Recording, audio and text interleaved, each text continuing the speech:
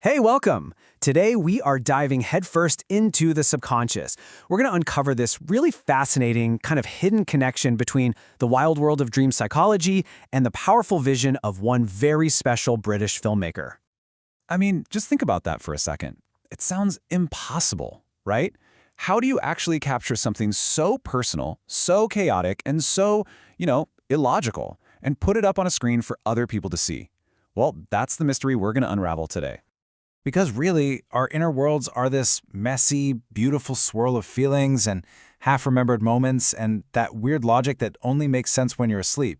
So trying to translate all of that into something solid, like a film, that is a huge challenge. But a group of artists decided, yeah, let's do that. So our story really kicks off with these artistic revolutionaries, and their entire quest was to map out the deepest parts of the human mind. See, back in the 1920s, you had these folks, the Surrealists, and they believed that the logical everyday world we all see, well, that's only half the picture. They thought the real truth, the deeper stuff, was hiding in our dreams, in our subconscious desires, and in all the strange connections our brains make when we're not even trying. And they wanted to tap into that power. Okay, so to really get what they were after, we kind of need to learn the language of the subconscious. And as it turns out, one of its favorite, most common symbols is water. This single symbol is basically the key that's going to unlock this whole story for us. In the language of dreams, water is almost always a stand-in for your emotional state. It's like a direct mirror, showing you how you're feeling deep down, sometimes even when you're not consciously aware of it. But the really important part, well, that's in the details. And the symbolism here is actually pretty straightforward. If you're dreaming of beautiful, clear water, it often points to a sense of peace and clarity in your life. But if that water is murky or dirty, well, your subconscious might be trying to tell you that you're feeling confused or maybe even dealing with some unresolved stuff. And it doesn't stop there. The movement of the water adds a whole other layer. So calm, still water, that reflects stability and emotional control. But rough, stormy waves, well, that's a classic sign of inner turmoil, stress, or just feeling totally overwhelmed. The context matters too. A huge ocean can represent the vast, deep subconscious itself. A swimming pool might suggest emotions you're trying to contain or manage. A river often symbolizes the path or the flow that your life is taking.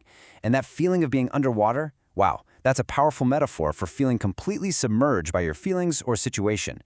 So keep these symbols in your back pocket. They're going to be really important in a minute.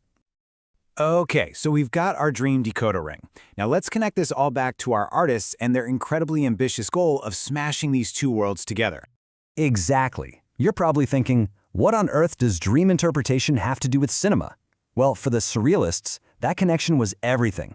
It wasn't just a part of their movement, it was the entire point. Just check out this quote from the founder of Surrealism, André Breton. This is basically their mission statement. He wasn't just interested in what dreams looked like. He actually believed that if you could combine the logic of dreams with the logic of reality, you could unlock a higher, more profound truth, what he called a surreality.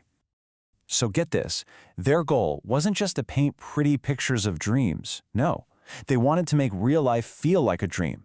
They were searching for those strange, poetic, incredible connections that are hiding in plain sight in the everyday world. But how do you actually do that in a film?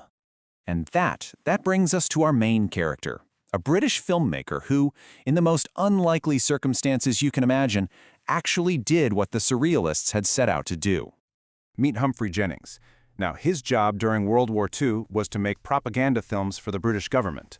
I mean, on the surface, that sounds like the complete opposite of surreal, dreamlike art, right? But Jennings, he had a totally unique way of seeing the world. He didn't just film facts and figures.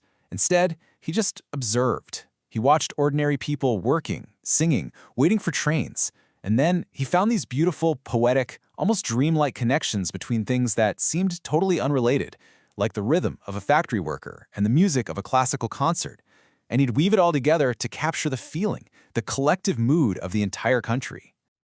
And this is where it all clicks into place. It's amazing. We can actually use our dream decoder to understand his films. We can map his work directly onto those big surrealist ideas and even the water symbols we just learned about. It's a perfect framework. Let's break it down.